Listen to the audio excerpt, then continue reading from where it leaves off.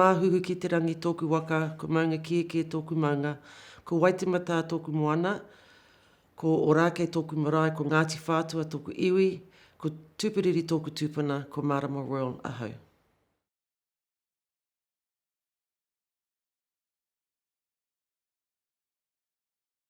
My haka life started actually here at home in Orake when I performed with our first junior team, Te Puru o Tāmaki, and we were tutored by Hemi Ropata and ended up going to the town hall to the junior kapa haka competitions, and we actually won it our first time on stage, and we actually came home with the first prize. So it started way back then, and then of course I was very fortunate enough to go to Queen Victoria in Parnell, and of course, Queen Victoria was well known for, their kapa haka, their singing, and so I was under the tutelage of Sonny Abraham and Tuki Nepe.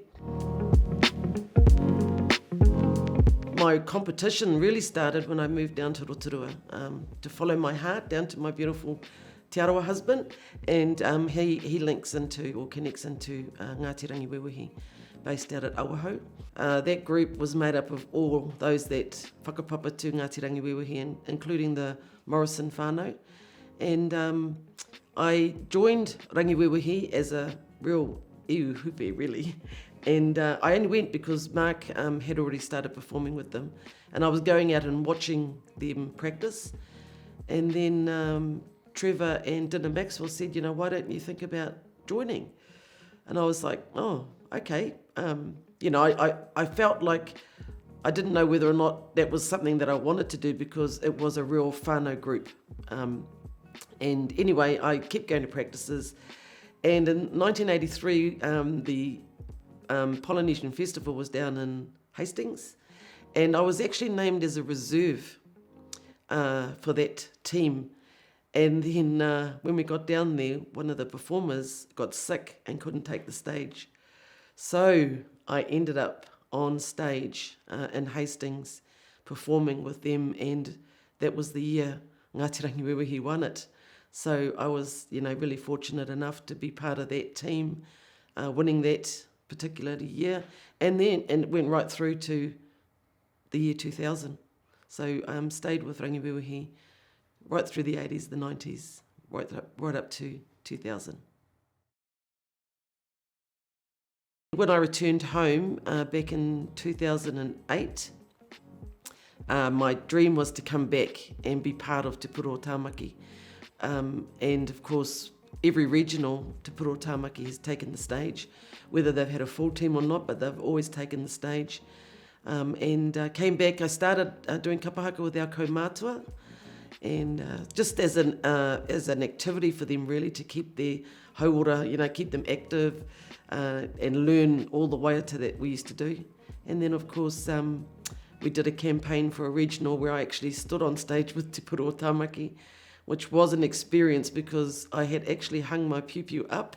And so I come out of retirement, I pulled my husband out of retirement, and we got to perform on the stage with our baby, with Maya. And that was amazing.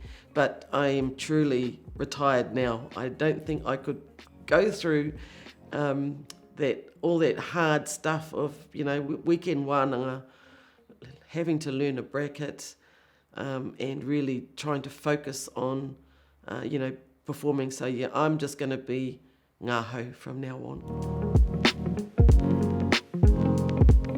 I think discipline was something that I really learnt while doing kapa haka with Rangiwewehi. I mean, we had Dinah Maxwell Atareta, who was a poi exponent. I've never seen someone do a poi and think of the actions that she came up with over the time that, I was with her. And poi, Te Arawa, they don't do little short pois, they do the long, their shorts are long poi. And so having to learn how to use the poi and the actions that she had made up.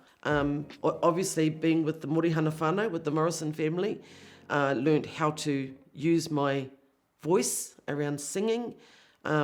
We always had Sir Howard come in and do singing practices with us, and he took us through all the warming up of your voices and what that meant, how to breathe, when you're on stage, how to breathe your way through and really think about the waiata that you're singing and how your voice blends with the rest of those.